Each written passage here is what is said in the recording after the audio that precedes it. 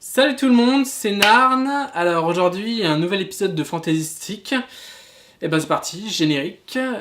Et aujourd'hui, un générique pas interdit aux épileptiques. C'est parti.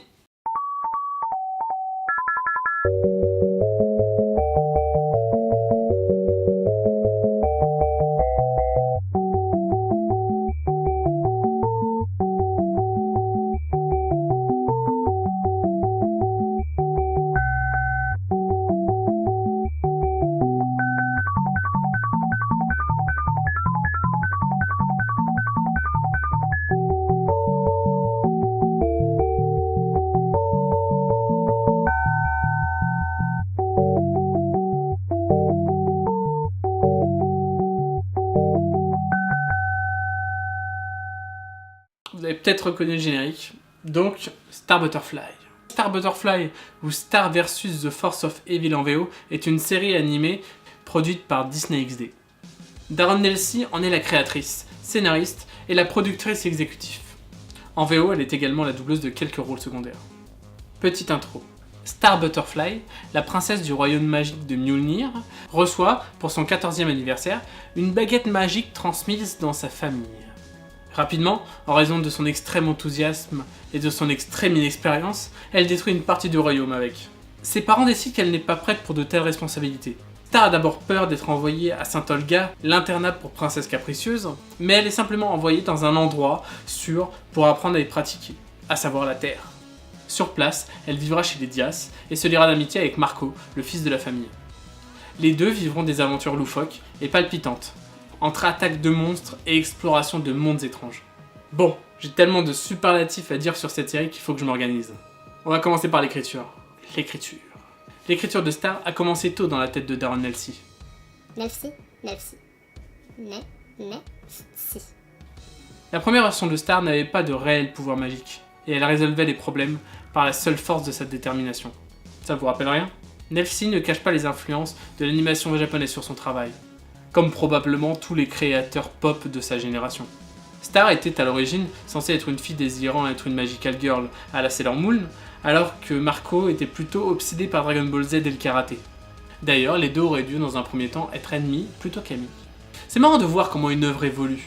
Les séries ne pouvant être la réalisation exclusive d'une seule personne, Star Butterfly aurait été complètement différente sous un autre format.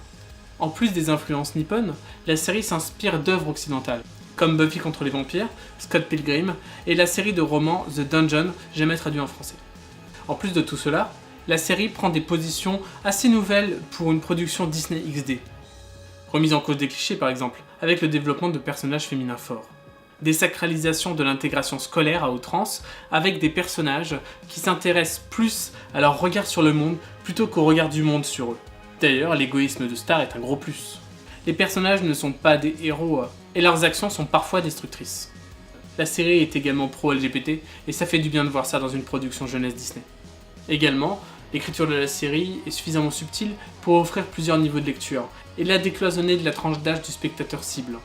Ambiance. Star est d'une série très colorée, où paillettes, arc-en-ciel et licornes se mêlent.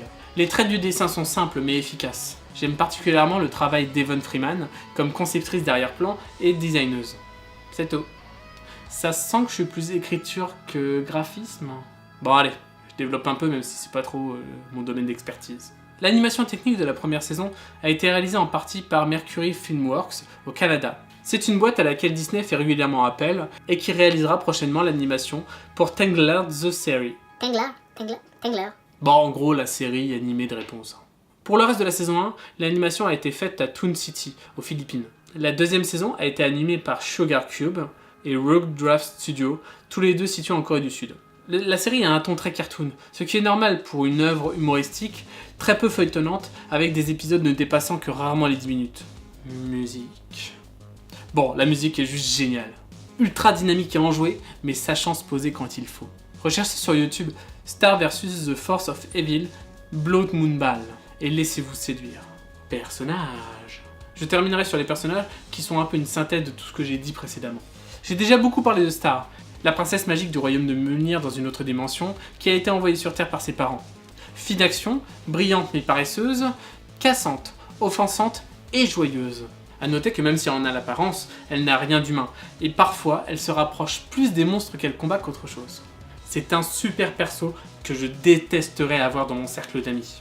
Second perso principal, Marco Diaz. Fils unique, sa principale caractéristique étant qu'il est ceinture verte de karaté, ce qui est d'après la série un niveau bien suffisant pour latter la gueule à des monstres 3 fois plus grands que vous. A l'origine, il était présenté comme excessivement méfiant sur les dangers du monde, mais ce point se fait de plus en plus discret avec le temps. Comme Star, c'est un combattant pragmatique, mais reste bien plus modéré et casanier qu'elle. Les deux protagonistes partagent beaucoup de traits communs, bien qu'ils soient très différents. Et leur duo est vraiment génial. Côté antagoniste, nous avons l'archétype de l'ennemi, Ludo, un tyran cruel qui veut voler la baguette de Star et dominer l'univers avec son pouvoir. Le personnage n'évoluera pas tellement pendant la saison 1, mais prendra une profondeur nouvelle à partir de la saison 2. Note qu'il est doublé en VO par Alan Tudyk, et que c'est juste l'un des meilleurs acteurs du monde. Déclaration subjective. Autre méchant qui évoluera beaucoup plus au sein de l'intrigue, Krapotoro, qui passera d'un statut d'ennemi à potentiel allié jusqu'à ami de la famille dans la saison 2. Le dernier antagoniste notable est Topher, qui reste encore maintenant bien mystérieux. Parmi les autres persos secondaires, nous en trouvons plusieurs intéressants, comme les parents des deux jeunes, qui, excepté la mère de Star, sont aussi à l'ouest que leurs gamins. Également intéressant, les amis et connaissances de Star issus de son passé, comme sa délirante meilleure amie Tête de Poney ou son ex Tom. Côté amis sur Terre, il y a quelques pépites comme Ferguson et Jana. Il y a également Jackie, la love interact de Marco. Petite parenthèse avant de conclure, la relation Star-Marco. Je l'ai trouvée vachement intéressante au début, mais elle semble s'orienter de plus en plus vers un crush.